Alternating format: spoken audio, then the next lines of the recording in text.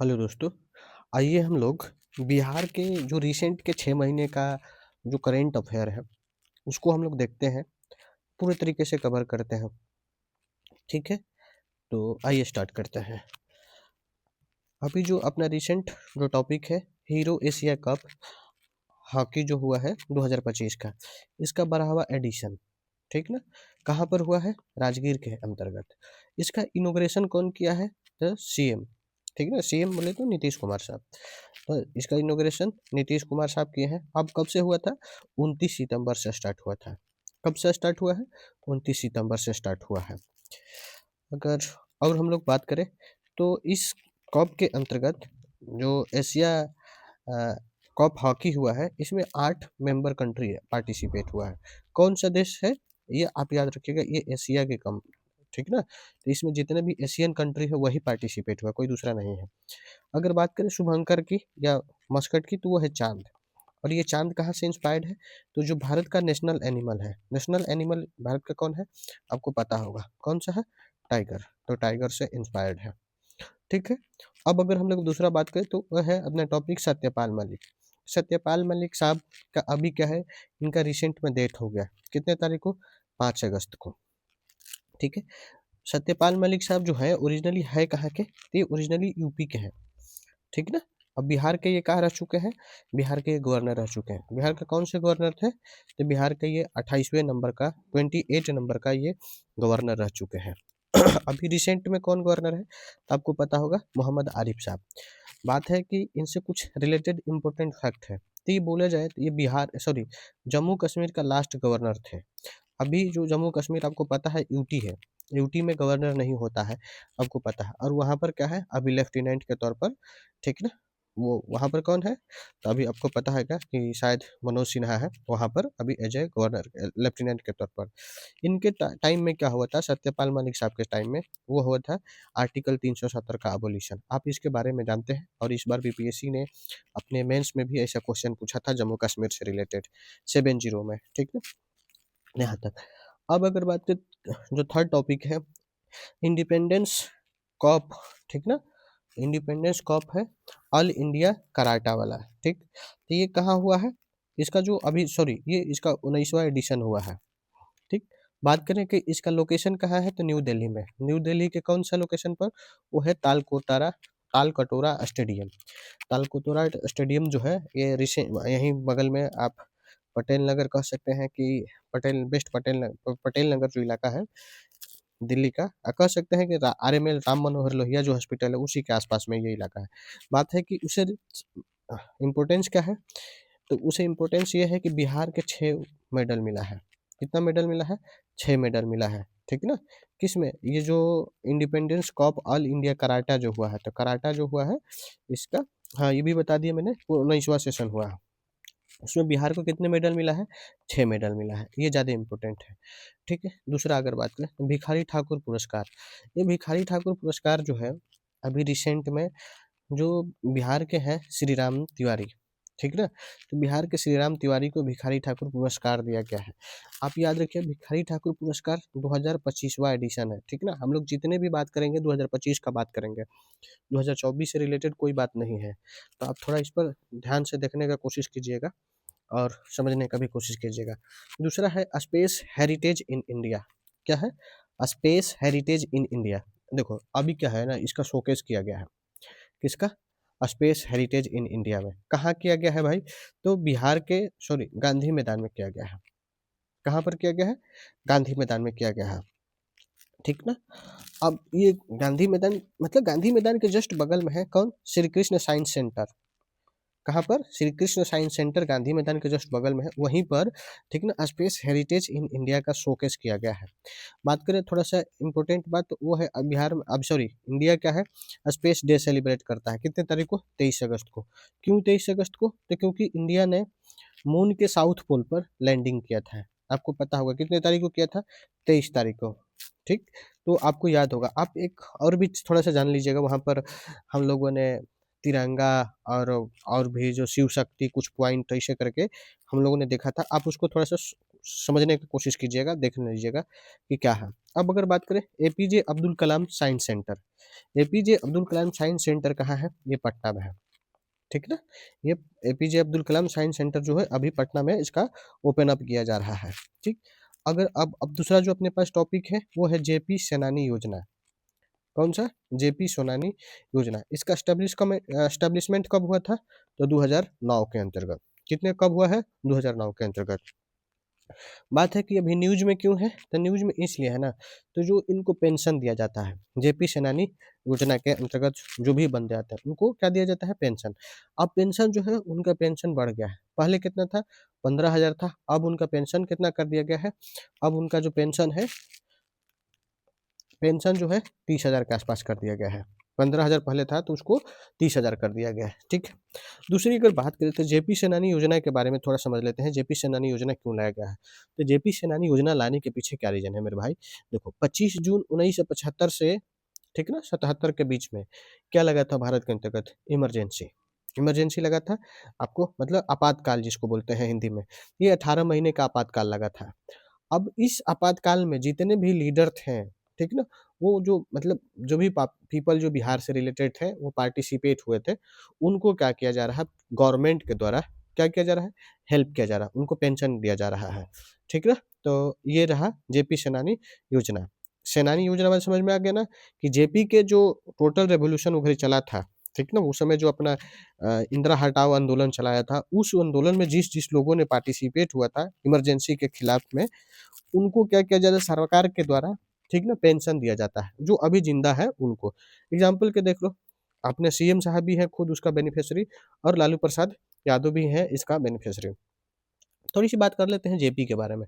JP बोले तो जयप्रकाश नारायण, जयप्रकाश नारायण जी का जो जन्म हुआ है 11 अक्टूबर 1902 में हुआ था। 11 अक्टूबर, आप समझ रहे हो ना? उस समय कौन वायसराय था इंडिया में? वो था लॉर्ड कर्जन। लॉर्ड कर्जन के बारे में अगर बात करें तो ये जो है ना, भारत का यंगेस्ट वायसराय है। ये 35 ईयर के एज में आसपास ये क्या कर वायसराय बन के इंडिया में आया था। आप इसके बारे में पढ़ोगे ना तो पता चलेगा ये कैसा आदमी था। बात करें इसकी, जेपी जी का जो जन्म हुआ है सिताब दियारा में। कहाँ हुआ जन्म? सिताब दियारा में, ठीक है। सिताब दियारा आप कहाँ है आपको पता होगा। अब आगे अगर चल जाओ कि जैसे अगर हम लोग बात करें, ठीक है ना, जेपी जी ने एक आंदोलन स्टार्ट किया था जिसका नाम था टोटल रेवोल्यूशन। अगर बात करें तो संपूर्ण क्रांति, उनके नाम पर अभी भारत में बिहार से एक दिल्ली की ओर आने के लिए एक ट्रेन चलती है, आपको पता होगा, संपूर्ण क्रांति एक्सप्रेस। तो टोटल रेवोल्यूशन लॉन्च किया था, इसमें 7 के आसपास जो मूवमेंट था उसको एक साथ एक क्लब करके उसको क्या किया? लॉन्च किया गया था, इसीलिए इसका नाम है संपूर्ण क्रांति, ठीक है। तो ये 5 जून 1975 को इसका स्टार्टअप हुआ था। बात करें जेपी जी को लोक नायक भी बोला जाता है, ठीक ना, जनता उनको लोक नायक बोलती है प्यार से, ठीक है। उनको 1999 में भारत रत्न भी मिल चुका है, ठीक है। अब आइए थोड़ा सा एक और बात है, आजाद दस्ता। आजाद दस्ता, ये इसको क्या बोलते हैं? Freedom free brigadier, sorry, freedom brigade. तो फ्रीडम ब्रिगेड है क्या भाई? तो ये जेपी जी के द्वारा क्या किया गया है? इसका स्थापना किया गया है। कहाँ पर किया गया था? तो ये इनका जो स्थापना है वो राजविलास के फॉरेस्ट में किया गया है। थोड़ा सा समझ लेते हैं इसके बारे में। हुआ क्या था कि जेपी जी जो थे वो क्या हजारीबाग जेल में वो थे पहले, उनको लॉक कर लिया गया था। अब उस उनके लॉकिंग के दौरान, ठीक ना, अब वो क्या किए? वो दीपावली के दिन वो भाग गए। कहाँ से? वो हजारीबाग जेल से भागे। उनके साथ जो भागने वाले में ये लोग भी थे, राम मनोहर लोहिया थे, सूरज नारायण सिंह थे, योगेंद्र शुक्ला थे, ठीक ना? ये लोग क्या किए? भागकर कहाँ गए? नेपाल के जो तराई वाला इलाका है, नेपाल के तराई आप समझ ही रहे हैं, अपना मुजफ्फरपुर से थोड़ा-सा ऊपर चले जाओ और जो नेपाल वाला इलाका है वो, तो वहाँ पर एक ये जो फॉरेस्ट्री इलाका है, अभी भी नेपाल में है, राजविलास का फॉरेस्ट, उसमें क्या हुआ कि आज़ाद दस्ता का ये लोग निर्माण किए। मतलब तो निर्माण होगा। पर्पस क्या था? उसका उद्देश्य ये था कि सबोटाज करना है किसका? गवर्नमेंट के प्रॉपर्टीज़ को। दूसरा जो गुरिल्ला वारफेयर टैक्टिक्स होता था, उससे रिलेटेड जो होता था, उसको यूथ को क्या करना था? उसको इंस्पायर करना था, बताना था। तो इस तरीके से क्या किया गया? लोगों के अंतर्गत मतलब आज़ाद दस्ता बनाकर क्विट इंडिया मूवमेंट, ये आस-पास 1943 के आस-पास ये घटित हुआ है घटना, ठीक ना? आज़ाद दस्ता का बनने का। क्विट इंडिया मूवमेंट उस समय चल रहा है तब की बात है। अगर बात करें अभी अपना जो सीएम साहब है, वो अभी न्यूज़ में है। सीएम साहब न्यूज़ में है, क्या है? उनको गिनीज़ वर्ल्ड रिकॉर्ड मिला है। गिनीज़ वर्ल्ड रिकॉर्ड है क्या मेरे भाई? देखो, गिनीज़ वर्ल्ड रिकॉर्ड है ना, अभी जो एक एक तो संस्था होता है यूके का, उसमें आपको जो मतलब कुछ एक्सेप्शनल कार्य करते हैं, तो आपका नाम उसमें क्या हो जाता है, रिकॉर्ड होता है। तो अभी नीतीश साहब जो है ना, अपने माननीय सीएम साहब बिहार का मतलब इंडिया का पहला सीएम है, जो 10 बार ओथ लिए हैं, एज़ ए सीएम के तौर पर।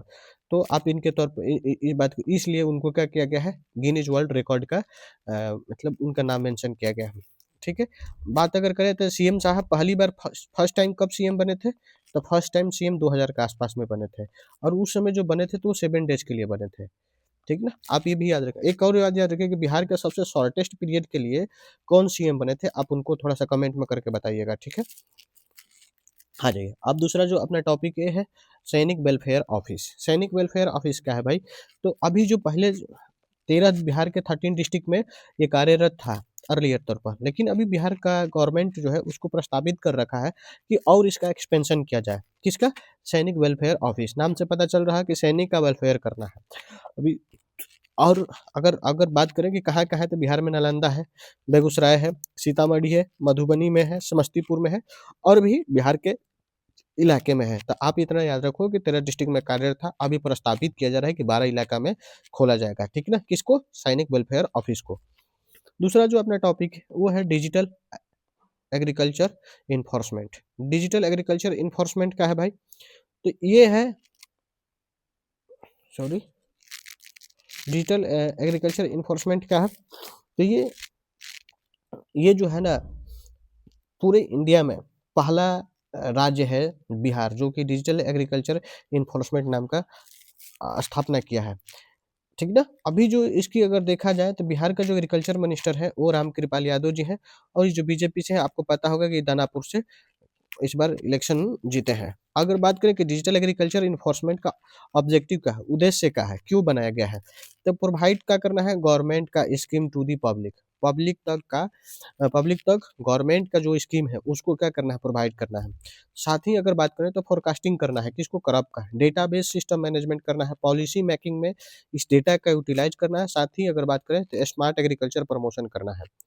बात समझ में आ गया? तो ये जो डिजिटल एग्रीकल्चर इन्फोर्समेंट का अपना उद्देश्य है, ऑब्जेक्टिव है।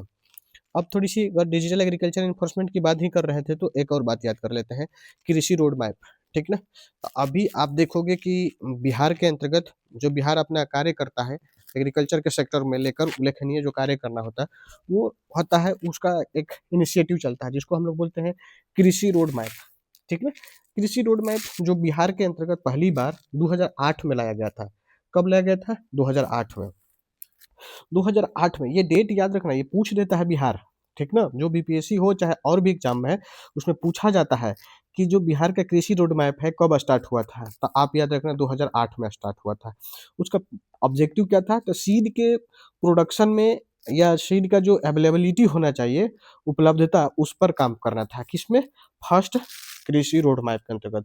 बात करें दूसरा कृषि रोड मैप जो हुआ 2012 में हुआ था। देख रहे हैं 5 साल का टेन्योर रहता था, लेकिन ये 4 साल चला है। तो 2012 में फिर क्या किया गया, सेकेंड कृषि रोड मैप लाया गया। इसमें इसका जो फोकस एरिया जो था ना, वो था प्रोडक्टिविटी। किस पे फोकस करना था?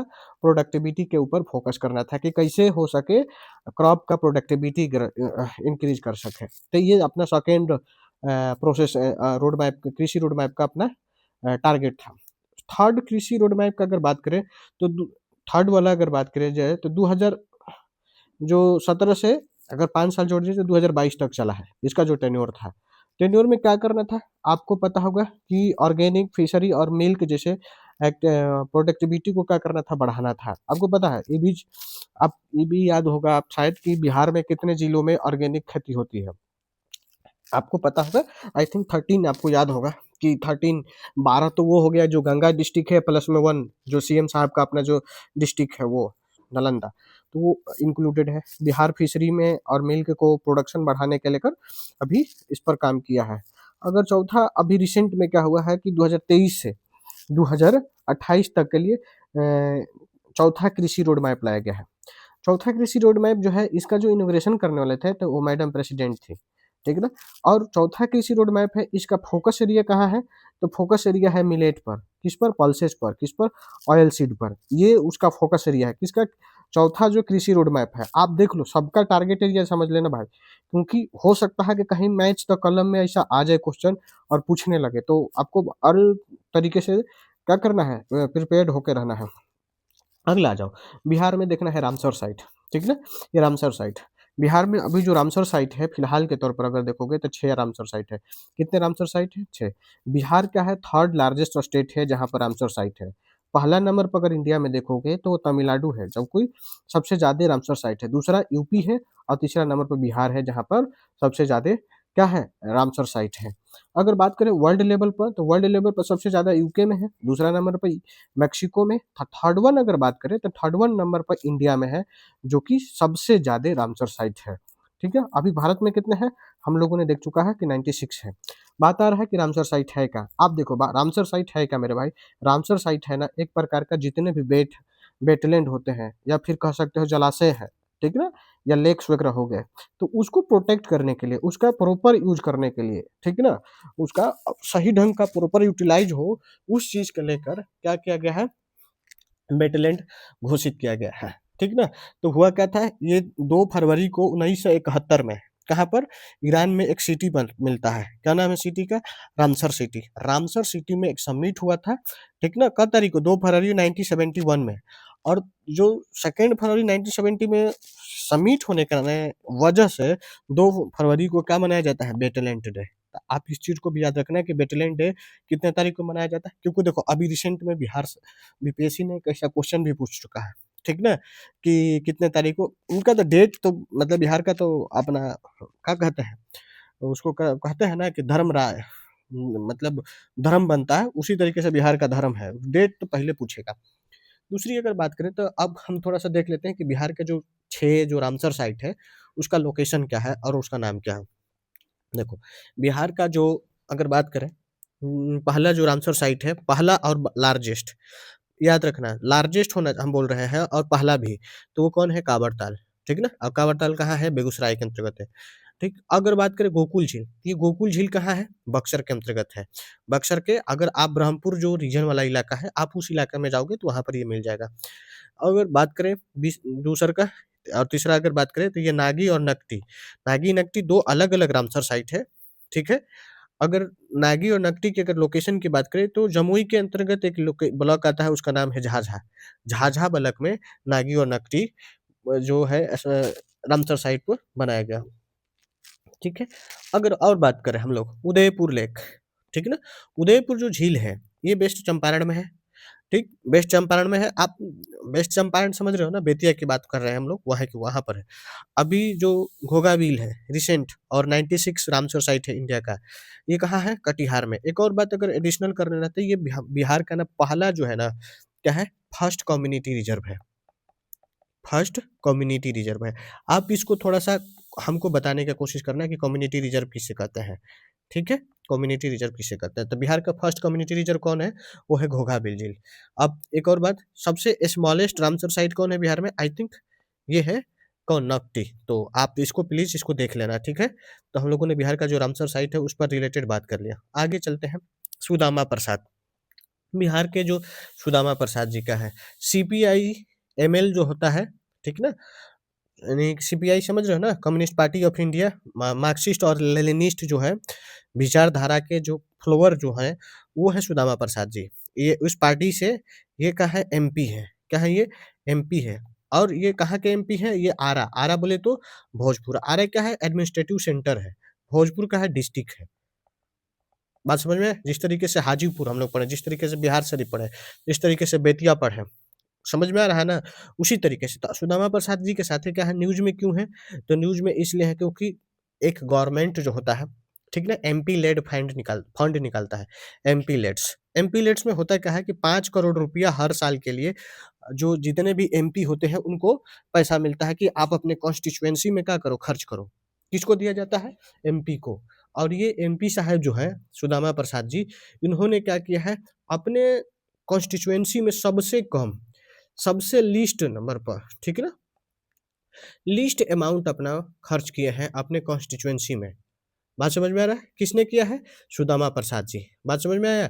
अब ये बात पता कैसे चला? तो जो एम्पावर इंडिया करके वेबसाइट है, आप वहाँ पर जाके भी आप चेक कर सकते हो कि इन्होंने कितना पैसा खर्च किया है और क्या करना चाहिए। बात है कि पैसा क्यों दिया जाता है? तो वेलफेयर पर, साथ ही साथ वहाँ का जो बेसिक इंफ्रास्ट्रक्चर होता है, अपने कंस्टिट्यूएंसी में आप उस पर काम कर सकते हैं, खर्च कर सकते हैं।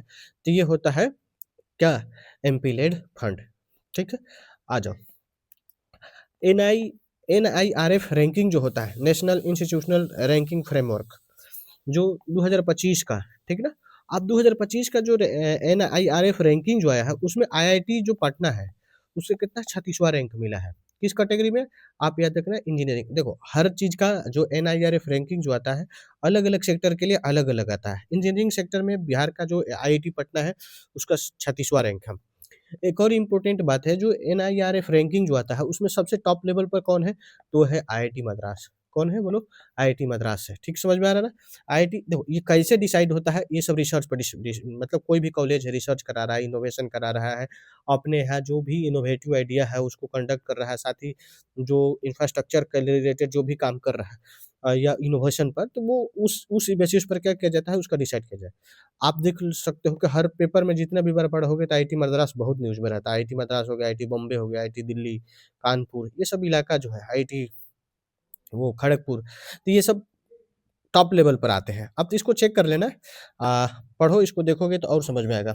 दूसरा अगर बोले, तो जो पीएम साहब है, अभी बिहार के अंतर्गत उन्होंने एयरपोर्ट, ठीक ना, इनॉग्रेशन किया है। कहाँ पर? पूर्णिया के अंतर्गत। पूर्णिया समझ रहे हो ना? वहाँ के सांसद कौन है? वहाँ के जो सांसद हैं, राजेश रंजन उर्फ पप्पू यादव, ठीक ना? वहाँ पूर्णिया में जो अभी क्या हुआ है कि जो एयरपोर्ट बना है, वो किस स्कीम के तहत बना है? वो उड़ान स्कीम के तहत बनाया गया है। बात समझ में आ गया? उड़ान स्कीम के तहत पूर्णिया के अंतर्गत क्या बनाया गया है? एयरपोर्ट बनाया गया है। ठीक है? उसका उद्घाटन किसने किया है? तो माननीय पीएम साहब ने अपने किया है। ठीक है? अब अगर बात करें, अगर एयरपोर्ट की बिहार में अगर देख लिया जाए, तो बिहार में अभी कार्यरत एयरपोर्ट कितने हैं? तो अभी जो बिहार में कार्यरत जो एयरपोर्ट है वो 4 है। कितने हैं? 4 हैं। कहाँ-कहाँ है? अब देखो, अब थोड़ा-सा अभी बात कर लेते हैं। एक तो पटना में है, और पटना का जो एक्सटेंशन बिहटा में किया जा रहा है, ठीक है? साथ ही अगर बात करें तो गया में है, गया का इंटरनेशनल है। एक और बात है, पटना का जो एयरपोर्ट है, पहले क्या होता था, इंटरनेशनल हुआ करता था। लेकिन कुछ इंसिडेंट हुआ, जब एक फ्लाइट उड़ रहा था और नेपाल की ओर जा रहा था, उसको हाईजैक कर लिया गया। तब से क्या है, वहाँ से इंटरनेशनल फ्लाइट ही बंद है। कहाँ से? पटना से। तो आप याद रखना, पटना हो गया, गया का हो गया, गया का आई थिंक बैंकॉक का ही अलाउ रहता है। आप एक बार देख लेना, क्लैरिटी कर लेना, लेकिन जहाँ तक मेरे को नॉलेज है, वो बैंकॉक की ही वो अपना बी ये थी वो करते हैं, फ्लाइट सर्विस देते हैं। दूसरा अगर बात करें, तो अभी रिसेंट में दरभंगा में बना है, उसका भी इनॉग्रेशन पीएम साहब ने ही किया है, और चौथा जो अभी रिसेंट में जो बना है, वो पूर्णिया वाला है। तो आप इस बिहार में विचार है, हाँ, अभी जो रिसेंट में जो बजट आया है सेंटर का और साथ ही साथ बिहार गवर्नमेंट का, तो उसका भी अपना टारगेट है कि और भी हम लोग क्या करें, ग्रीनफील्ड और ब्राउनफील्ड जो एयरपोर्ट है, उसको क्या किया जाए, रीडेवलप किया जाए। तो आप देख रहे हो, इस चीज़ को समझ में आ गया। सीएम साहब अभी रिसेंट में एक इनिशिएटिव लाया था, सीएम वीमेन एम्प्लॉयमेंट स्कीम, ठीक ना? मुख्यमंत्री महिला रोजगार योजना जिसको बोलते हैं। आप इसको बारे में तो पूरा बढ़िया सा हो, ऐसा नहीं हो सकता कि कोई बच्चा इसके बारे में नहीं जानता हो। जान आपको सबको पता होगा, लेकिन थोड़ा-सा जान लो। इसमें क्या है, इसमें फंड प्रोवाइड किया जाएगा, किस लिए भाई? तो जो बिहार के जो रेज़िडेंट है उसको, पहला किश्त में क्या किया गया कि 10,000 रुपया दिया गया है। 10,000 दिया गया है, इलेक्शन के दौरान याद होगा। तो इलेक्शन के दौरान 10,000 रुपया दिया गया। फिर उसमें ये भी बोला गया है कि भैया आप काम करो, ये 10,000 है, आपको फिर अगर आगे हम लोग करेंगे तो क्या होगा, फिर 2 लाख रुपया दिया जाएगा, ठीक है? अब जो जो 2 लाख रुपया दिया गया है, अब इसका मकसद क्या है? तो मकसद क्या है? मकसद है एम्प्लॉयमेंट जनरेशन। अब देखो, एम्प्लॉयमेंट जनरेशन होगा तो क्या होगा? सेविंग बढ़ेगा, सेविंग होगा तो क्या होगा मेरे भाई? इन्वेस्टमेंट होगा, इन्वेस्टमेंट होगा तो जीएसडीपी बढ़ेगा स्टेट का, ठीक है? दूसरी बात अगर बोले, तो बिहार का स्किल डेवलपमेंट होगा, किस सेक्टर में? तो एमएसएमई के सेक्टर में, क्योंकि एमएसएमई को इससे बढ़ावा मिलेगा। बात समझ में आ गया? साथ ही और भी जो सेक्टर है, जहाँ पर आईटी सेक्टर हो गया, तो उस सेक्टर में छोटा-छोटा हम लोग इनोवेशन कर सकते हैं, रिसर्च कर सकते हैं, उसमें हम लोग इन्वेस्टमेंट कर सकते हैं। साथ ही अगर बात लें, तो सोशल देखोगे तो वहाँ पर पॉवर्टी रिडक्शन होगा, ठीक है ना? जो मेन आप समझ रहे हो ना कि एम्प्लॉयमेंट जनरेशन होगा, तो अब ऑब्वियस सी बात है कि पॉवर्टी डिक्रीज़ होगा। तो ये एक यहाँ तक हम लोगों का क्या है, म मुख्यमंत्री महिला रोजगार योजना के बारे में हम लोगों ने बात किया। ये बहुत इम्पोर्टेंट स्कीम है। चलो अगला जो अपना टॉपिक है, मरियम फ़ातिमा जी। मरियम फ़ातिमा जी क्या है? बिहार की पहली महिला है। किस बात के लेकर? ये फाइट मास्टर बनी है। क्या बनी है? Fight master. ये फाइट मास्टर है किससे रिलेटेड? तो भाई फाइट मास्टर जो है चेस से रिलेटेड है। ध्यान रखना, सबसे ज़्यादा इम्पोर्टेंट है। पहली महिला है बिहार की। कौन? मरियम फ़ातिमा जी। ये है कहाँ से? ये मुज़फ्फरपुर की रहने वाली है। बिहार की मुज़फ्फरपुर की रहने वाली। बात है कि इनका इम्पोर्टेंस है, क्यों पढ़ रहे हैं? व्हाई? इसलिए नहीं पढ़ रहे हैं कि एग्ज़ाम में आ रहा है। हाँ, एग्ज़ाम में तो आएगा ही, लेकिन एक और बात है, इनका ये as a symbol of dedication है। बिहार की जिस तरीके का आबादी है, जिस तरीके का लिटरेसी रेट है, उसमें इतना बड़े लेवल का अचीवमेंट करना है, वो सिंबल ऑफ डेडिकेशन कहलाता है, रेज़िलियंस का एग्ज़ाम्पल दिखता है। साथ ही अगर बात करें तो जो महिला है, ठीक ना?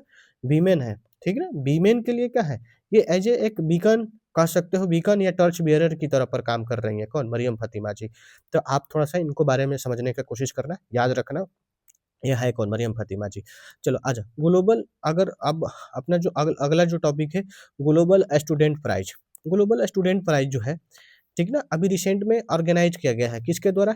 चेग इंक करके एक कंपनी है, इंस्टीट्यूशन है, यूएस की है, ठीक ना?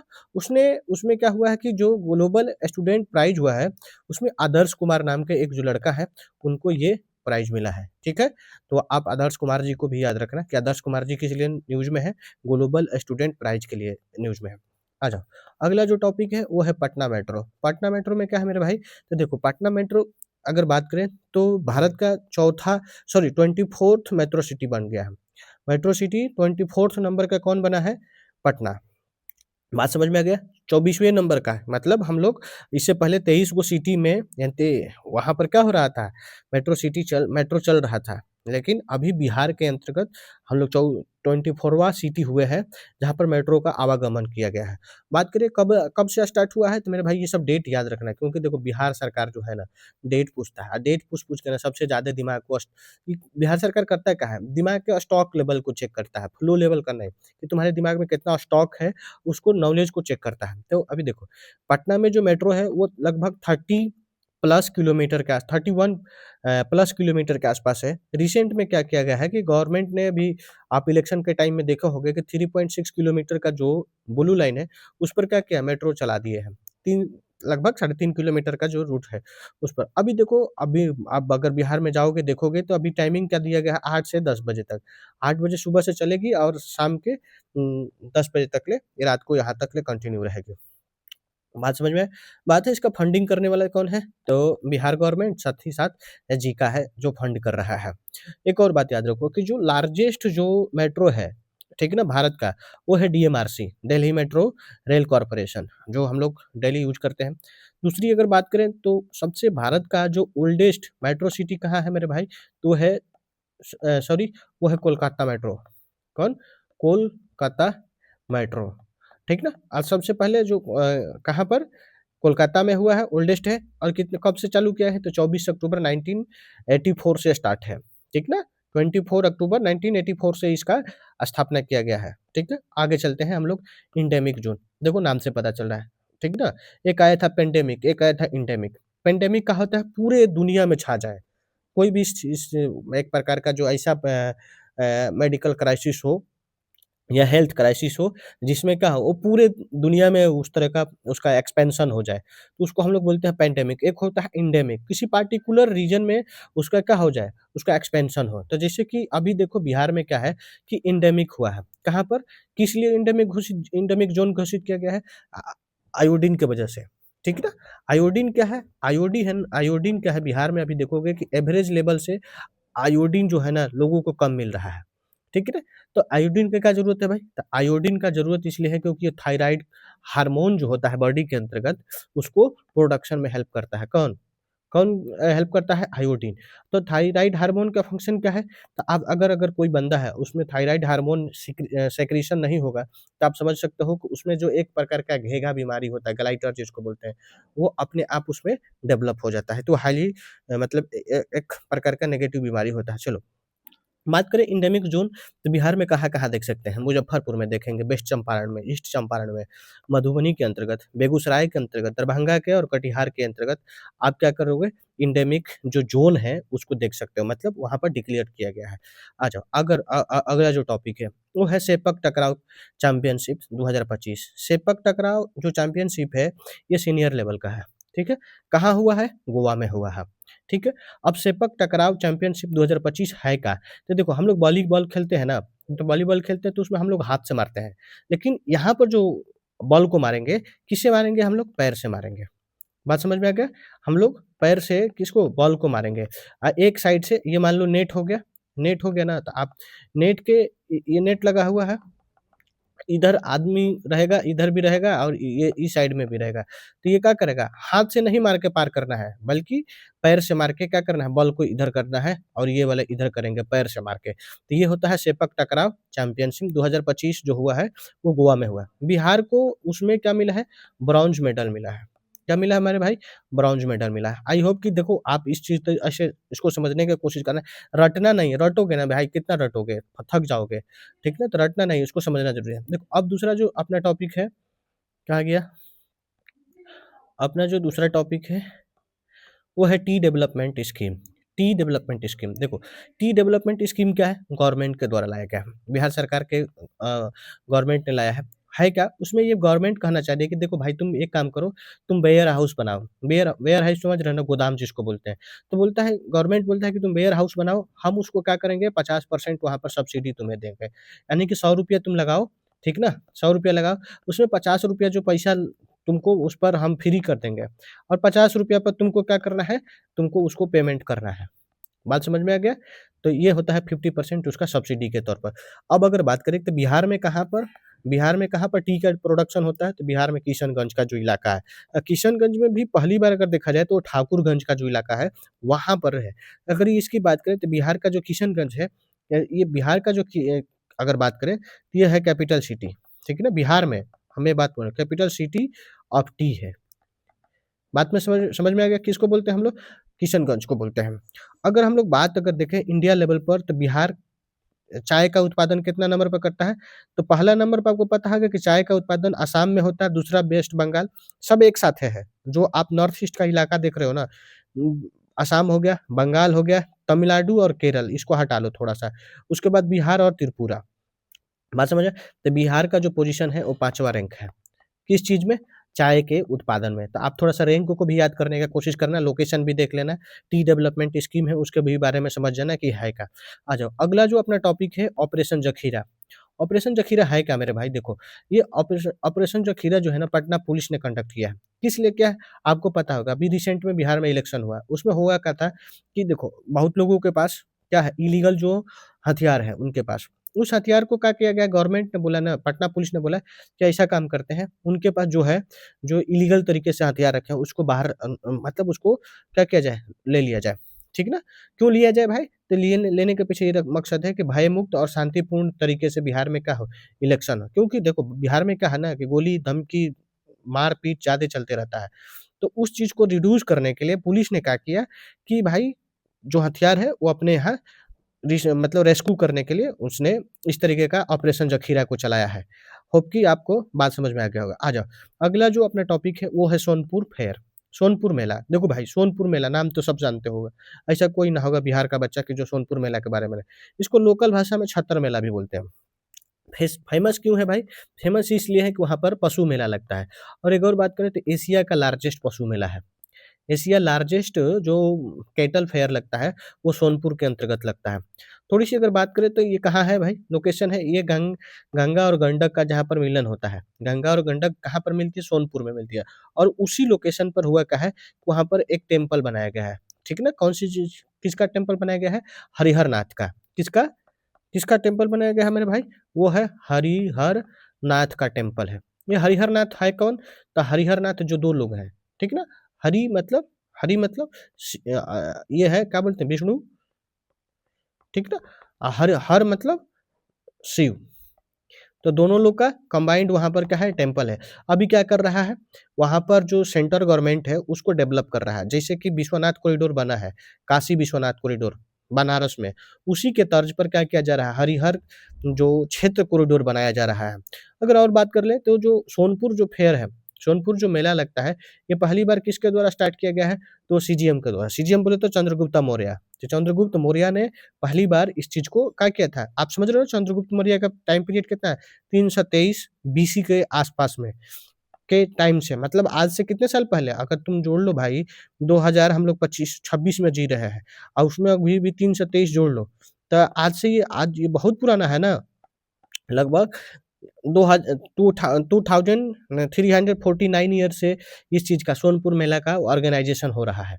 आ जाओ, अगला जो अपना टॉपिक है वो है शारदा सिन्हा। कौन है? शारदा सिन्हा जी। अभी शारदा सिन्हा जी का ना बिहार में पहली बार फर्स्ट एनिवर्सरी मनाया गया है। उनका जो डेथ एनिवर्सरी पहली बार मनाया गया बिहार में। देखो, आपको याद होगा कि छठ से पहले 2 दिन 3 दिन पहले क्या आई थिंक उनका डेथ हो गया था, शारदा सिन्हा जी का। तो उनका जो डेथ हुआ था वो 5 नवंबर 2024 को हुआ था। अब आ जाओ, इनके बारे में थोड़ा-सा समझ लेते हैं। इनका उनका जो जन्म हुआ है, वो हुलास में हुआ था। ये हुलास है कहाँ? ये सुपौल के अंतर्गत आता है। सुपौल समझ रहे हो ना? ये कहाँ से? जहाँ से जहाँ से कोसी जहाँ से इंटर करती है, कोसी रिवर जहाँ से बिहार में इंटर करती है, वो सुपौल वाला इलाका है। बात करें तो इनको कुछ अवार्ड दिया गया है सेंटर के द्वारा। सेंट्रल गवर्नमेंट ने क्या-क्या अवार्ड दिया है? उनको पद्मश्री 1991 में, भू भूषण दिया गया है 2080 में, और उसके बाद उनको मिला संगीत नाटक अकादमी अवार्ड, ठीक ना? वो 2000 के आस-पास में मिला है, 2000 में मिला है, और विभूषण जो अवार्ड मिला है अभी रिसेंट में मिला है 2025 में। देखो, बिहार गवर्नमेंट ने भी अपना बहुत सारे अवार्ड दिया है, ठीक ना? तो आप इसको थोड़ा-सा ऐसे बिहार सरकार का उतना है नहीं, खैर याद रखोगे तो कोई दिक्कत नहीं है। आ जाओ, अगला जो टॉपिक है, वो टॉपिक है नेशनल चाइल्ड अवार्ड 2025। क्या हम लोगों ने बोला? National child award 2025। ये जो नेशनल इसको हम लोग प्रधानमंत्री राष्ट्रीय बाल अ, आ पुरस्कार बोलते हैं, ठीक ना? तो ये जो नेशनल चाइल्ड अवार्ड 2025 है, इसमें इस बार जो दिए हैं, किसने दिया है? वो प्रेसिडेंट साहब ने दिया है। और जो प्रेसिडेंट मैडम हैं, वो किस लिए देती हैं? तो अपने सेक्टर में एक्सीलेंस साथ ही जो बच्चे होते हैं, उनको दिया जाता है। अब बात करें तो बिहार में 2 लोगों को मिला है। इस बार जो टोटल जो नेशनल चाइल्ड अवार्ड मिला है 2025 का, वो 20 लोगों को मिला है, जिसमें से 2 लोग बिहार से हैं। एक तो है कमलेश कुमार और दूसरा है वैभव सूर्यवंशी।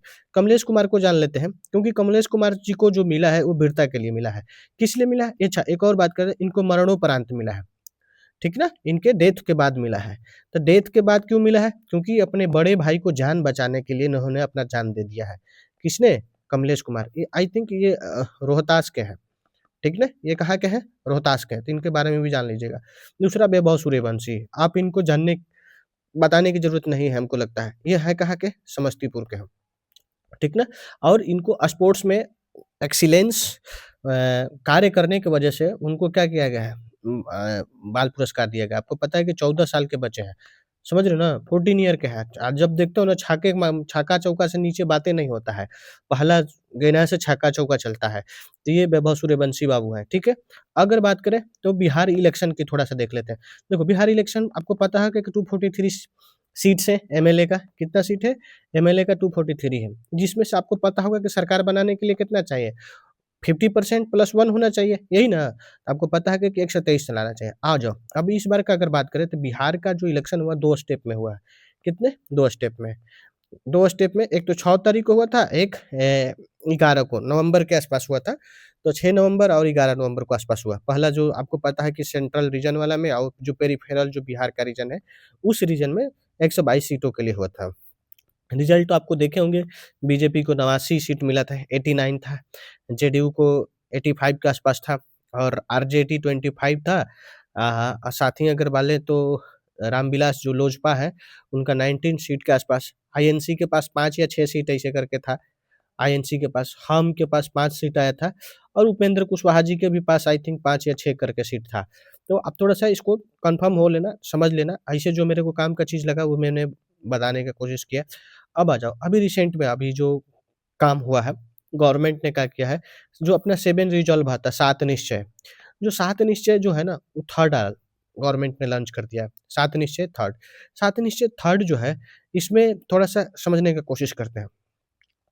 अगर बात करें जो 7 निश्चय जो फर्स्ट है, ठीक ना? पहली वाला, तो पहला जो 7 रिज़ॉल्व है, वो कब से लॉन्च किया गया है? 2015 से 2020। इस चीज़ को डेट याद रखना भाई, क्योंकि पूछे जाते हैं। 7 निश्चय जो पहला वाला जो आया था, कब आया था? 2015 से 2020 के लिए आया था, ठीक है ना? पहली बार। अब अगर बात करें तो इसका जो फ़ोकस एरिया क्या था, तो देखो हमने एक्रोनिम बना के रखे हैं, ठीक ना? आप आप देखो वीमेन था, यूथ था, ठीक ना? इलेक्ट्रिसिटी था, ट्रांसपोर्ट था, ऐसे करके और भी आर से कुछ था, तो थोड़ा-सा आप एक बार चेक कर लेना, वहाँ से ये हो जाएगा फर्स्ट वाला एरिया में। 7 रिज़ॉल्व अगर बात करें तो इसका जो सेकंड वाला जो टेन्योर था, तो सेकंड टेन्योर 2020 से 2025 5 साल के लिए इसका टेन्योर आता है, ठीक ना? 7 निश्चय जो आता है, उसके लिए 5 ईयर का टेन्योर रहता है। अब इसका अगर बात करें सेकंड वाला, तो सेकंड वाला याद करो, इसका फ़ोकस एरिया क्या है? तो फ़ोकस एरिया है यूथ, बात समझ में आ रहा है? यूथ हो गया, उसके बाद वीमेन हो गया। या आप देखो एक एक्रोनिम्स मैंने बना दिया, ये young women of IVC have easy health. तो देखो आई मतलब यहाँ पर आप थोड़ा-सा आप वी मतलब विलेज होता है, ठीक ना? आई मतलब तो आई थिंक इरिगेशन पर फ़ोकस किया गया है। किस पर? इरिगेशन पर। वी मतलब विलेज पर, ठीक ना? सी मतलब सिटी। हाइब को छोड़ दो, ईजी मतलब ईजी कनेक्टिविटी की बात करता है। ईजी कनेक्टिविटी होनी चाहिए। अगर अगर बात और जो लास्ट वाला है हेल्थ, तो हेल्थ भी सेक्टर पर फ़ोकस किया गया है। तो आपको समझ में आ गया होगा कि जो सातों जो उनका बिहार सरकार का जो 7 रिज़ॉल्व है, 7 रिज़ॉल्व, उसके फ़ोकस एरिया होगा। आप इसको थोड़ा-सा एक्रोनिम को याद रखना। मैंने क्या बोला? Young women of IVC have easy health. तो ये 7 रिज़ॉल्व का सेकंड पार्ट है। अब जो 7 निश्चय थर्ड जो आया है, इसको थोड़ा-सा बारे में समझ लेते हैं। इसका जो टेन्योर है 25 से 28 है। कब से कब है? 25 से 28। देखो 2025 में खत्म हुआ है ना, तो ये 25 से 28 नया वाला स्टार्ट हो गया। तो आप इसको रट के रखना मेरे भाई। इसका फ़ोकस एरिया कहाँ-कहाँ? तो फ़ोकस एरिया कहाँ है? फ़ोकस एरिया है हेल्थ, ठीक है? दूसरी अगर बात बोले तो वो है एजुकेशन। एजुकेशन पर फ़ोकस किया गया है। थर्ड लेवल पर अगर बात करें, तो वो हो गया है मॉडर्न इंफ्रास्ट्रक्चर पर फ़ोकस किया गया है। बात समझ में आ गया? मॉडर्न इंफ्रा जो है, उस पर फ़ोकस किया गया है। चौथा नंबर पे अगर बात करें, तो वो है एल से है कुछ, तो आई थिंक लिटरेसी होना चाहिए। नहीं लिटरेसी तो है, एजुकेशन हो गया। अच्छा, ए से अगर बात करें तो एग्रीकल्चर पर फ़ोकस किया गया है। बात समझ रहे हो? एग्रीकल्चर। उसके बाद आई से अगर हम लोग बात करें, तो आई से आप देख लेना आई थिंक इरिगेशन ही है, ठीक है? नहीं इरिगेशन नहीं, इंफ्रास्ट्रक्चर है। क्या है? इंफ्रास्ट्रक्चर है। तो आप इस तरीके से थोड़ा-सा देख लेना, सर्च कर लेना। मैंने एक्रोनिम्स उसी के बेसिस पर बनाए हैं। आप उसमें देखोगे, इस चीज़ को खोजोगे तो आपको मिल जाएगा। तो आप हेम लाई करके याद रखो, उसे आपको याद रहेगा। 7 निश्चय थर्ड। ऑब्जेक्टिव क्या है मेरे भाई? 7 निश्चय जो गवर्नमेंट ला रही है, उसका ऑब्जेक्टिव क्या है? पहला जो ऑब्जेक्टिव है यूथ का एम्पावरमेंट करना, साथ ही साथ वीमेन को भी एम्पावरमेंट करना है। इम्प्रूव करना है हायर एजुकेशन, किस लिए? कि ग्रॉस एनरोलमेंट जो रेशियो हो बिहार का वो डेवलप हो। साथ ही अगर बोल लें तो बेसिक इंफ्रास्ट्रक्चर जो हो, उस पर भी काम हो और मैंने वीमेन का बात कर ही दिया। तो अब ओवरऑल अगर बात करें तो बिहार का जो जीएसडीपी है, उस पर काम करना है और साथ ही अगर बात करें तो सोशल और जो सिविक सर्विस है, उस पर काम करना है। ठीक है ना? तो ये बिहार सरकार का अपना फ़ोकस एरिया है। आप इसको मतलब किसका? मतलब 7 निश्चय 3 का। बिहार के साथ है, अब चैलेंजेज़ का था मतलब बिहार के साथ है नहीं, 7 निश्चय थर्ड के साथ है। ये निश्चय जो भी 7 रिज़ॉल्व है उसके साथ है। तो एक तो है कॉस्ट यानी फंडिंग का सबसे बड़ा कंसर्न रहता है बिहार के साथ है। दूसरा बोले इम्प्लीमेंटेशन इश्यू है, ठीक ना? प्रॉपर ढंग से इम्प्लीमेंटेशन में भी नहीं हो पाता है क्योंकि ब्यूरोक्रेटिक जो हर्डल होता है, जो करप्शन होता है, चलता है, कल्चर चलता है, वो बहुत ज़्यादा इम्पोर्टेंट रोल प्ले करता है 7 निश्चय को मतलब नेगेटिव सक्सेस होने में। दूसरी बात करें इंफ्रास्ट्रक्चर और लॉजिस्टिक सपोर्ट, बिहार का सबसे बड़ा दिक्कत है क्योंकि जिस तरीके से बिहार का कनेक्टिविटी है और जिस तरीके से लॉजिस्टिक इंफ्रास्ट्रक्चर है वो पूरे प्रॉपर ढंग का नहीं है। तो भी क्या है लेकुना के तौर पर काम करता है 7 निश्चय थर्ड को डेवलप होने में। अगर बात करें जो ब्यूरोक्रेटिक हर्डल मैंने बता ही दिया, ब्यूरोक्रेटिक हर्डल उसका लेकर करप्शन वगैरह सबकी बिहार में तो करप्शन की तो मतलब लेवल कहना नहीं है, इसमें बात करना भी कोई अच्छी नहीं होगा। चलो आ जाओ। बिहार का जो सारस फेयर जो 2025 हुआ है, बिहार में सारस फेयर 2025 ये कहाँ हुआ है? अभी गांधी मैदान में हुआ है, ठीक ना? इसका थीम क्या है? Glimpse of self reliant Bihar. मतलब बिहार को क्या करना है? सेल्फ रिलायंट बनना है, ठीक ना? जो जिस तरीके से भारत क्या है सेल्फ रिलायंट इंडिया का जो टारगेट रखा है कि 2047 तक हम लोगों को क्या करना है सेल्फ रिलायंट हो जाना है। उसी तरीके से बिहार सारस फेयर का जो ग्लिम्स है मतलब थीम है वो है glimpse of self reliant Bihar. तो बिहार को सेल्फ रिलायंट होना है। ऑब्जेक्टिव क्या है? इसका जो फोकस एरिया है वो है वीमेन एम्पावरमेंट। तो एक बात याद रखो मेरे भाई, बिहार के लिए तो अभी बिहार महिलाओं के लिए बिहार में तो मतलब गोल्डन ईरा चल रहा है। कोई दिक्कत नहीं है बिहार के लिए। अगर महिला बिहार में थोड़ा-सा भी अगर मेहनत करे, तो उनके लिए बहुत अपॉर्च्युनिटी है, प्लस पॉइंट है। दूसरा अब अपना जो टॉपिक है, Bihar first super computer. Bihar का पहला जो सुपर कंप्यूटर है, ठीक ना? अभी रिसेंट में 2025 में क्या किया गया है, परम रुद्रा को लॉन्च किया गया है। परम रुद्रा अभी है कहाँ? ये आईआईटी पटना के अंतर्गत है। ये 26 दिसंबर 2025 को कार्यरत हुआ है आईआईटी पटना में। बात करें कि जो ये जो फर्स्ट सुपर कंप्यूटर है, नेशनल सुपर कंप्यूटिंग मिशन है भारत सरकार का, उसके तहत क्या किया गया, फर्स्ट सुपर कंप्यूटर को आईआईटी पटना के अंतर्गत एस्टेब्लिश किया गया है। इससे पहले भी बिहार के अंदर सुपर कंप्यूटर है, लेकिन जो वो है ना सीडेक के पास है। किसके पास है? सीडेक के पास। और सीडेक पटना में अभी है, वो भी आप समझ रहे सीडेक का जो ऑफिस है पटना में उसके पास है। उसका जो पहला सुपर कंप्यूटर है वो है परम बुधा, ठीक है? तो आप याद रखना परम बुधा ओल्डेस्ट है। रिसेंट में सुपर कंप्यूटर जो बिहार में लगाया गया है वो है परम रुद्रा। तो पहला कौन है? परम बुद्धा। दूसरा का जो है परम रुद्रा, ठीक ना? वो आईआईटी पटना में वाला है रुद्रा, ठीक ना? सी डैक के पास जो है वो बुद्धा। आप इसको क्लैरिटी के साथ रखना, नहीं तो बहुत गड़बड़ हो सकता है। आ जाओ अगला, नेशनल यूथ गेम 2028। अभी क्या है? हम लोग राष्ट्रीय, ठीक ना? युवा खेल की अगर बात करें तो बिहार में होने वाला है। कब होने वाला है? 2028 में। 2028 का नेशनल यूथ गेम जो होगा वो बिहार में होगा। अभी देखो थोड़ा-सा अभी रिसेंट में अभी क्या हुआ कि अपडेट हुआ है। क्या अपडेट हुआ है कि गवर्नमेंट में चेंजेज़ आ गया है। जो इस बार का जो बिहार में स्पोर्ट्स मिनिस्टर है वो है लेसी सिंह, ऐसे सॉरी श्रेयसी सिंह। कौन है? श्रेयसी सिंह। ये श्रेयसी सिंह कौन है? आपको पता होगा। ये जमुई की रहने वाली है, साथ ही ये खुद में अपने आप में ये बैडमिंटन प्लेयर है। आपको पता है ये बहुत बड़े नेशनल, इंटरनेशनल बड़े-बड़े लेवल पर जाकर कॉमनवेल्थ वगैरह जो गेम होता है उसमें जाकर इन्होंने पार्टिसिपेट किया है श्रेयसी सिंह। इसलिए इनको क्या किया गया है? बिहार का स्पोर्ट्स मिनिस्टर बनाया गया है। तो ये बिहार सरकार का बहुत बड़ा मतलब एक पॉजिटिव स्टेप है कि कम से कम जो प्लेयर है, जो जानकार है, जो समझदार है उसको दिया जा रहा है। क्योंकि ऐसे तो मैक्सिमम लोग बिहार में देखिएगा कि पता नहीं क्या बोला जाए, छोड़िए, आगे आइए। एक है Nalanda literature festival 2025। Nalanda literature festival जो है, इसका फर्स्ट एडिशन लाया गया है। कब से कब हुआ है? 21 दिसंबर से लेकर 25 दिसंबर 2025 का है एडिशन। ये कहाँ सेलिब्रेट किया गया है? राजगीर में। इसका इनॉग्रेशन कौन किया गया है? तो ये आरिफ साहब है, मोहम्मद आरिफ साहब। ये मोहम्मद आरिफ साहब के बारे में आप तो जानते हैं, अभी जो बिहार के गवर्नर हैं, ठीक ना? रिसेंट का जो गवर्नर है उनकी बात कर रहे हैं। बात कर रहे हैं कि जो नालंदा लिटरेचर फेस्टिवल 2025 है, इसका फोकस एरिया क्या है? तो लिटरेचर पर, कल्चर पर, साथ ही साथ नॉलेज का कैसे एनहांस किया जाए, नॉलेज का कैसे ग्रोथ किया जाए, उस पर उसने टारगेट किया है। किसने टारगेट किया है? National literature festival 2025। आप इसको थोड़ा-सा भाई क्लैरिटी के साथ इस पर थोड़ा-सा ध्यान रखना। नहीं तो बार-बार मेरे को बोलोगे कि क्या बोल रहे हैं, क्या हुआ? आ जाओ अगला देखते हैं, Bihar at the rate 247 2047 vision conclave. अब देखो, बिहार का जो टारगेट अभी रखा गया है कि 2047 में किस तरीके का होगा। तो जो बिहार का जो टारगेट 2047 तक में क्या करना है, उसको लेकर ना ऑक्सफोर्ड कॉलेज बैंगलोर में एक ऑर्गेनाइज़ किया गया था, कॉन्क्लेव ऑर्गेनाइज़ किया गया था। उसका जो चीफ गेस्ट थे, ठीक ना? चीफ गेस्ट कौन थे?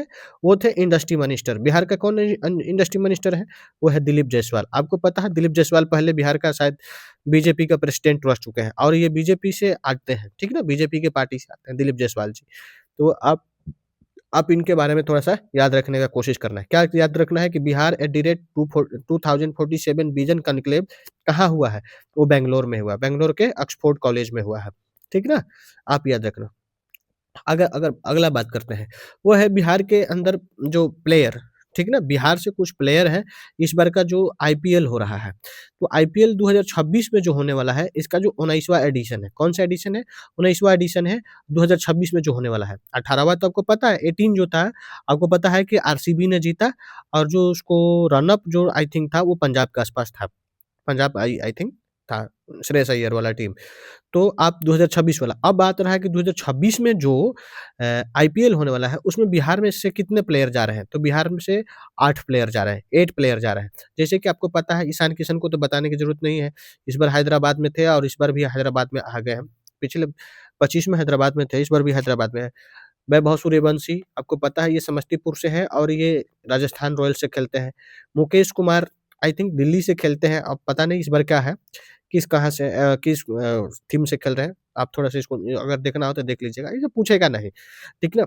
अब शकीब हुसैन करके हैं, ये गोपालगंज के हैं। आप ये भले पूछ सकता है कि बिहार के किस जिले से हैं? तो मुकेश कुमार हो गया, शकीब हुसैन हो गया, ये लोग गोपालगंज के हैं। आकाशदीप आपको पता है ये रोहतास के हैं। ठीक ना? ये भी इंटरनेशनल गेम खेल चुके हैं। सार्थक रंजन जो पूर्णिया के रहने वाले हैं और जो पूर्णिया के सांसद जो हैं पप्पू यादव, उनके भी ये अपने पुत्र हैं। और अनुकूल राय जो समस्तीपुर के हैं, ठीक ना? ये समस्तीपुर के हैं और ये भी इंटरनेशनल गेम खेल चुके हैं, अनुकूल राय। 8वाँ नंबर पे अगर बात करें तो ये है एमडी इजहार। एमडी इजहार जो है सुपौल के हैं। सुपौल के बारे में मैंने ऑलरेडी थोड़ा-सा बताया है कि क्या है। तो बिहार से आईपीएल खेलने वाले कितने प्लेयर हो गए? 8 को, ठीक ना? इस बार आईपीएल का ऑक्शन कहाँ हुआ था? तो अबू धाबी में हुआ था। आपको पता है अबू धाबी कहाँ है? इसमें कोई बताने की ज़रूरत नहीं है। आ जाओ, अब अगर बात करें बिहार में एक टारगेट रखा है, ठीक ना? मिशन चलाया गया क्या है? उसका नाम क्या है? मिशन दक्ष। बात समझ रहे हो? मिशन दक्ष है क्या? मेरे भाई, मिशन दक्ष ये है कि जो बिहार गवर्नमेंट ने इसको लॉन्च किया है, काम क्या है? एजुकेशन इंफ्रास्ट्रक्चर में डेवलप करना है। मतलब जो बच्चे के इंफ्रास्ट्रक्चर में डेवलप करना है। इसमें ऑब्जेक्टिव मतलब है क्या? इसका ऑब्जेक्टिव के अगर तौर पर बात करें मिशन दक्ष का, तो है जो वीक स्टूडेंट है, ठीक है ना? उसमें रिफॉर्म करना है, उसकी एफिशिएंसी इंक्रीज़ करना है, उनके रीडिंग में, राइटिंग में, उसको मैथमेटिकल कैलकुलेशन में क्या करना है, उसको जो सपोर्ट करना है कि क्योंकि वो कमज़ोर हैं, पढ़ नहीं पा रहे हैं, लिख नहीं पा रहे हैं और मैथमेटिकल जो छोटा-छोटा कैलकुलेशन होता है, उसको नहीं कर पा रहा है। तो उसके लिए क्या-क्या है, बिहार सरकार का जो एजुकेशन डिपार्टमेंट है, उसने मिशन दक्ष को लॉन्च किया है, ठीक है? मिशन दक्ष को लॉन्च किया है। इससे फ़ायदा क्या होगा? जो एफिशिएंसी इंक्रीज़ करेगा, साथ ही साथ हायर एजुकेशन का जो ग्रॉस एनरोलमेंट रेशियो होता है, उसमें डेवलपमेंट होगा। भारत का जो लिटरेसी रेट है, उसमें इम्प्रूवमेंट होगा। अगर लिटरेसी रेट इम्प्रूवमेंट होगा, तो कहने की ज़रूरत नहीं है मेरे भाई, बहुत बड़ा चीज़ इम्प्रूवमेंट होगा। आ जाओ, अगर बात करें ये टारगेट एरिया किसके लिए है? तो ये सबके लिए फ़ोकस नहीं है। ये 3 से लेकर 8 क्लास के जो बच्चे हैं, उसको मुख्य रूप से फ़ोकस किया गया है। किसको फ़ोकस किया गया है? 3 से 8 क्लास के स्टूडेंट को, मिशन दक्ष के थ्रू। आप इसको रिकॉल करना, ठीक है? अब आते हैं एक और अपने बिहार की जो बिटिया है, वो है आरती गुप्ता। क्या नाम है उनका? आरती गुप्ता। ये आरती गुप्ता अभी न्यूज़ में है। आरती गुप्ता न्यूज़ में क्यों है? कि जो देखो आपको पता है कि हम लोगों का भारत का 2 रिसर्च सेंटर है। भारत में एक तो आर्कटिक में है, एक अंटार्कटिक में है, एंटी-आर्कटिक में है। तो देखो जो अंटार्कटिक वाला जो रीजन है, जो आपको पता है कि अंटार्कटिक का है, एक प्रकार कॉन्टिनेंट है, तो वहाँ पर हम लोग विंटर और समर के लिए क्या करते हैं, साइंटिस्ट को जो मेट्रोलॉजिकल साइंटिस्ट होते हैं वहाँ पर भेजते हैं वहाँ पर रिसर्च करने के लिए। इस बार क्या हुआ कि जो विंटर वाले में पहली बार, ठीक ना, बिहार से, साथ ही साथ अगर बोले विंटर सेशन में पहली बार किसी इंडिया से एक पहली बार महिला जा रही है। मतलब ये न्यूज़ क्यों, मतलब जानना क्यों जो बड़ी बात है भाई? क्योंकि वहाँ पर बहुत कड़ाके की ठंड पड़ती है और उस कड़ाके की ठंडी में वहाँ पर महिलाओं को सर्वाइव करना बहुत टफ लेवल का बात हो जाता है। तो इसलिए पहली बार फर्स्ट टाइम आरती गुप्ता को क्या किया जा रहा है, वहाँ पर भेजा जा रहा है, ठीक ना? अभी आरती गुप्ता जो है बिहार के जो मेट्रोलॉजिकल जो मेट्रोलॉजिकल डिपार्टमेंट है पटना में बिहार शरीफ के अंतर्गत, वो वहाँ पर कार्यरत है, ठीक है ना? तो ये रिसर्च के लिए जा रही हैं। आ जाओ, अगला जो टॉपिक है वो है सैयद मुश्ताक ट्रॉफी, ठीक है? हम लोग किसकी बात कर रहे हैं? सैयद मुश्ताक ट्रॉफी की। ये सैयद मुश्ताक ट्रॉफी क्या है मेरे भाई? अभी 2025 में हुआ है, ठीक है ना? आप देखोगे कि इसमें क्या हुआ है कि जो झारखंड है उसने जीता है, ठीक है? अब इसका जो कैप्टन जो थे, आपको पता है किशन बाबू थे, ईशान किशन। ये जो फर्स्ट कैप्टन भी है, एक उन्होंने एक और बड़ा रिकॉर्ड बनाया। रिकॉर्ड क्या बनाया है कि पहला जो कैप्टन हुए हैं किसका? सैयद मुश्ताक ट्रॉफी का, कि जिसने सेंचुरी भी मारे हैं, वो भी फाइनल में। बात समझ लेना। तो फाइनल में सेंचुरी मारने वाले ये ईशान किशन साहब हैं। आ जाओ, एक है विजय हज़ारे ट्रॉफी। अभी विजय हज़ारे ट्रॉफी रिसेंट में चल रहा है, आपको पता भी होगा। अभी क्या हुआ है कि बिहार ने पहली बिहार की जो टीम है विजय हज़ारे ट्रॉफी में, उसमें बिहार की जो टीम है ना 5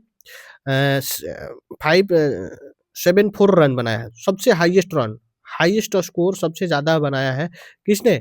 बिहार के जो जो टीम है उसने। किसके अगेंस्ट में? अरुणाचल प्रदेश के। तो ये सब याद रखना है कि हाईएस्ट स्कोर बनाने वाला विजय हजारे ट्रॉफी में कौन टीम है? वो है बिहार।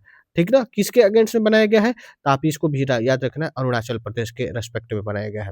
उसमें आपको पता होगा कि Vaibhav Suryavanshi I think 190 run मारे थे 84 बॉल के रिकॉर्ड में। ये मतलब वैभव सूर्यवंशी तो कहिए मत, वो रिकॉर्ड करते रहता है, वो रिकॉर्ड पे रिकॉर्ड मारते हैं। उनका कहना है तो वो अपन रिकॉर्ड तोड़ते हैं। एक है zero office day. Zero office day क्या है? ये है ना, मिनिस्ट्री ऑफ एग्रीकल्चर के द्वारा लॉन्च किया गया है। जीरो ऑफिस डे, नाम याद रखना, zero office day, ministry of agriculture. काम क्या है भाई? स्टॉप करना है। किस चीज को? करप्शन को स्टॉप करना है। Stop the corruption. किस चीज के किस चीज में करप्शन भाई? बहुत सारी चीजें। तो ये एग्रीकल्चर वाला किस में है? तो हाँ, बिहार में जो खाद बेचने के लिए आता है ना, उर्वरक बेचने के लिए जो आता है ना, ये लोग करता क्या है? जो सरकारी वाला है सब गोदाम में आता है, वो प्राइवेट वाला को बेच देता है। और जो बेनिफिशियरी है विलेजर, उसको मिलबे नहीं करता है। इसीलिए बिहार सरकार ने बोला है कि देखो जीरो ऑफिस डे करो और उसमें करप्शन टाइप का जो चीजें है उसको रोको। ठीक है? तो एग्रीकल्चर मिनिस्टर के द्वारा ये लॉन्च किया गया है। आपको समझ में आ गया होगा। आ जाओ, अगला जो टॉपिक है, अखिल भारतीय विद्यार्थी परिषद। अखिल भारतीय विद्यार्थी परिषद जो है, इसका 67वां जो 67th जो प्रोविंशियल सेशन जो हुआ है, वो गया जी में हुआ। आपको याद होगा कि गया का जो पुराना नाम पहले गया जो था, गया जी का नाम चेंज करके गया जी कर दिया गया है। इसमें जी लगाया गया है। ठीक है? अगर बात करें तो एबीवीपी का जो लास्ट सेशन जो हुआ है, पहले 2000 एडी में हो चुका है। सन 2000 में हो चुका है। ठीक है ना? एबीवीपी का बिहार में पहला सेशन हो चुका है और भी पहले टाइम। अभी जो 67वां जो सेशन हुआ है, वो गया जी में हुआ है। बात करें कि एबीवीपी का स्थापना कब हुआ था? तो ये 9 जुलाई 1949 को हुआ था। कहाँ हुआ था? दिल्ली में। ठीक ना? दिल्ली में। एबीवीपी बनाया क्यों गया था? तो इसका मकसद ये है कि जो आरएसएस का जो आइडियोलॉजी है, ठीक ना? उसको क्या करना है, ग्राउंड लेवल पर, साथ ही कॉलेज और यूनिवर्सिटी लेवल पर क्या किया जाए, उसको बड़ा ग्रोथ कराया जाए, उसको बढ़ाया जाए। बात समझ में आ गया? तो एबीवीपी का है अखिल भारतीय विद्यार्थी परिषद। इसमें विद्यार्थियों को कॉलेज में, यूनिवर्सिटी लेवल पर उनको क्या करना है, जो आरएसएस का आइडियोलॉजी है, उसको क्या करना है, उसको प्रोलिफरेशन कराना है। बात समझ में आ गया? तो ये रहा। दूसरी अगर बात करें, जो बिहार का जो सेकंड लार्जेस्ट जो अगर ब्रिज बोले, ठीक है ना? बिहार में लार्जेस्ट ब्रिज बन रहा है। बिहार का सबसे लार्जेस्ट ब्रिज बनने वाला है, वो है कुशीनगर प्लस में वेस्ट चंपारण, दोनों को क्या करेगा, जोड़ेगा। कुशीनगर और वेस्ट चंपारण को कनेक्ट करने वाला है। और किस नदी पे बनाया जा रहा है? गंडक पर। तो बिहार का एक और बात है, आप याद करना कि बिहार के लार्जेस्ट जो ब्रिज बनाया जा रहा है, गंडक नदी पे बनाया जा रहा है। किससे कनेक्ट कर रहा है? कुशीनगर। कुशीनगर जानते हो ना, ये यूपी में है। और कुशीनगर क्यों इम्पोर्टेंट आपको पता होगा, जहाँ पर महात्मा बुद्ध का क्या हुआ था, देहांत हुआ था, वो वाला इलाका है। अब गंडक नदी का जो पुराना नाम क्या है? सादा नीरा। क्यों बोलते हैं सादा नीरा? तो आप थोड़ा सा इसको कमेंट में बता देना, ठीक ना? ये सादा नीरा क्यों बोलते हैं। आ जाओ, अगर अभी रिसेंट में थोड़ा सा अपडेट और बिहार में हुआ, वो है प्रोटेम स्पीकर से रिलेटेड। जो प्रोटेम स्पीकर कौन होता है? एक वैसा स्पीकर होता है जो कि आप अगर विनिंग कैंडिडेट हो गए, अगर जीत गए हो, तो जो में आप असेंबली में जाते हो, तो एक ऐसा बंदा हो जाएगा जो सीनियर मोस्ट होता है। ठीक ना? सीनियर मोस्ट ऑफिस एमएलए होगा। कौन होगा? ये सीनियर मोस्ट। ठीक ना? जिसके पास ज्यादा अनुभव हो असेंबली का। वो इस बार का जो नरेंद्र नारायण जी जो यादव जो है, वो 8 टाइम एमएलए बने थे। ये 8 बार से वो लगातार एमएलए बन रहे हैं और उनको इस बार प्रोटेम स्पीकर बनाया गया है। ठीक है ना? ये प्रोटेम स्पीकर का काम क्या है भाई? तो इनका काम है ऑथ दिलाना। ठीक ना? ऑथ या अफर्मेशन देना। ऑथ कौन लेता है? रिलीजियस लोग। अफर्मेशन कौन लेता है? नॉन रिलीजियस लोग। ठीक है ना? अगर बात करें तो ये जो नरेंद्र नारायण जी हैं, ये जदयू के हैं और साथ ही इस बार का जो बिहार का जो मिनिस्ट्री ऑफ जल शक्ति है, उसका वो संभाले हैं। कौन? नरेंद्र नारायण जी। अगर बात करें कि नरेंद्र नारायण जी है कहाँ के? ये मधेपुरा के आलमनगर से आते हैं। आप मधेपुरा जानते हो, कोसी नदी का जहाँ पर कहर मचता है। आ जाओ, अगर देखो इस बार में आप देखोगे कि जो बिहार का जो स्पीकर बने हैं, वो है प्रेम कुमार जी। और प्रेम कुमार कहाँ है? गया सिटी से आते हैं। कहाँ से आते हैं? गया सिटी से। दूसरी अगर बात करें,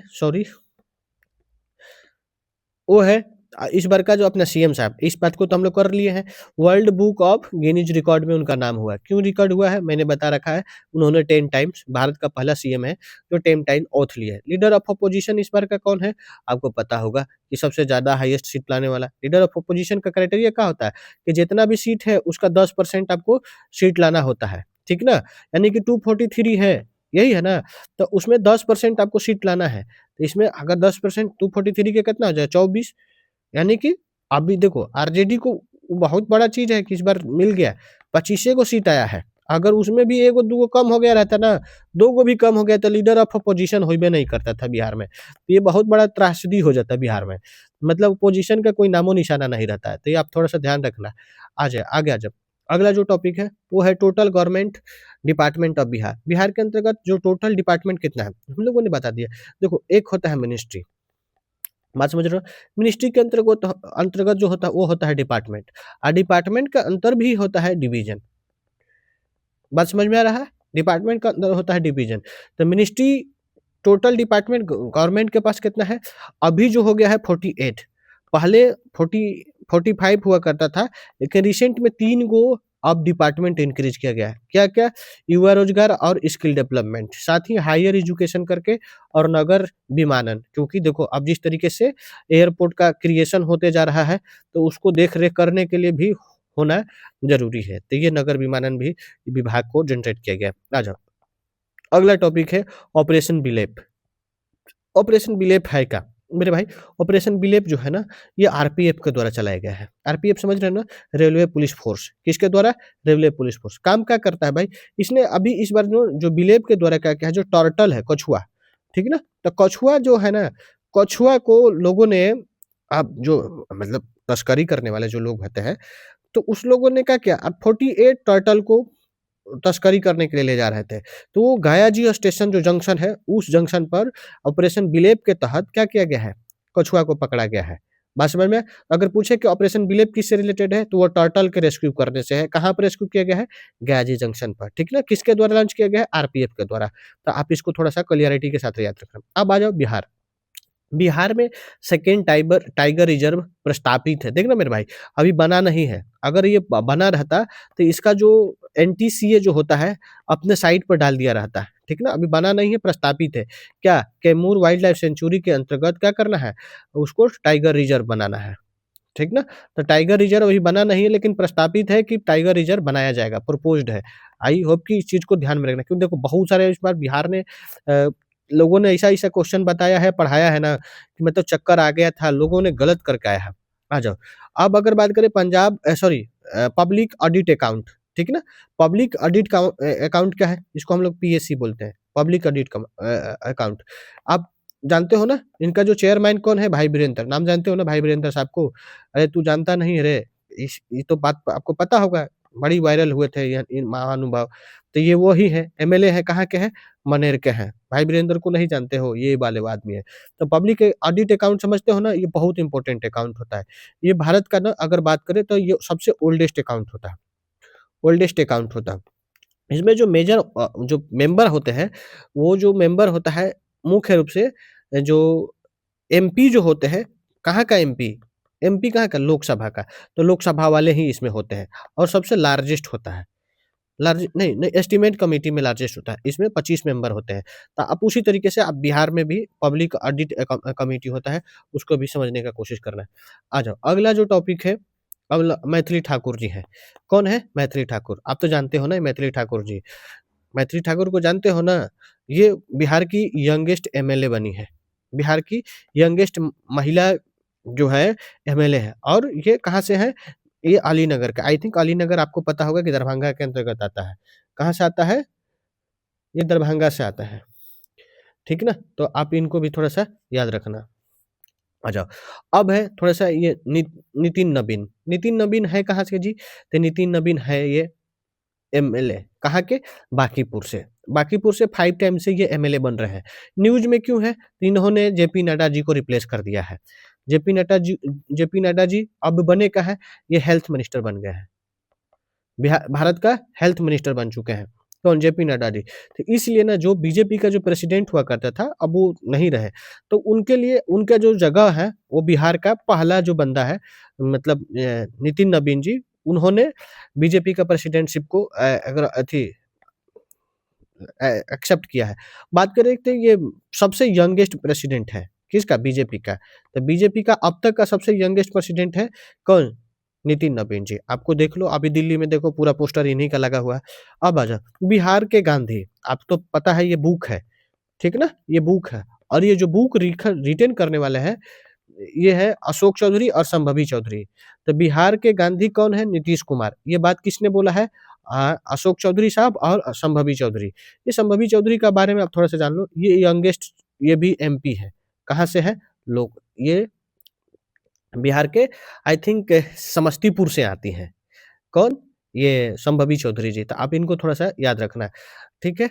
अब अगर बात करें तो जो बिहार में जो इलेक्शन जो हुआ है 2025 का, तो उसमें जो इलेक्शन कमीशन है ना, बिहार का जो इलेक्शन, जो उसमें मस्कट जो भी यूज़ करते हैं, शुभंकर जिसको मानते हैं, शुभंकर का मतलब क्या होता है? सिम्बॉल, एक रूप से, सिम्बॉल के तौर पर हम लोग यूज़ किया, उसको रिप्रेजेंटेशन के लिए। क्यों हम लोग वैसा चीज़ को रखते हैं? देखो, ये इस बार जो है ना, गोरैया और मतराज, और ये मतराज कौन है? बुल। बुल समझ रहे हैं ना? भारत का, बिहार का राजकीय एनिमल है। साथ ही अगर बर्ड बोले तो बर्ड भी क्या है? बिहार का राजकीय अ पक्षी है। तो आप इनको थोड़ा-सा याद रखना। किसको-किसको हमने बोला, क्या? मस्कट की, मस्कट बोलने का मतलब होता है शुभंकर। शुभंकर किसको-किसको रखा गया था इस बार के इलेक्शन में? तो गोरैया को और मतराज को, ठीक ना? गोरैया और मतराज ऑलरेडी बिहार का क्या है? स्टेट एनिमल है। आ जाओ, बिहार के अंतर्गत एक और चीज़ देखोगे, स्मार्ट विलेज स्कीम। किस चीज़ की बात कर रहे हैं हम लोग? Smart village scheme. Smart village scheme है ना, सीएम साहब के द्वारा इसका इनॉग्रेशन किया गया है। कहाँ से किया गया है? बाबर चौक, और बाबर चौक है कहाँ? बांका में। बात समझ में? बांका में। देखो, ये इसका फोकस एरिया कहाँ है? ये इसका फोकस एरिया अर्बन फैसिलिटी को प्रोवाइड करना है, किसको? विलेज के इलाका में। बात समझ में आया? अब आगे, women science conference. Women science conference कहाँ किया गया है? ये पटना में किया गया है। तो ये एक लाइन का है, थोड़ा-सा याद रखना।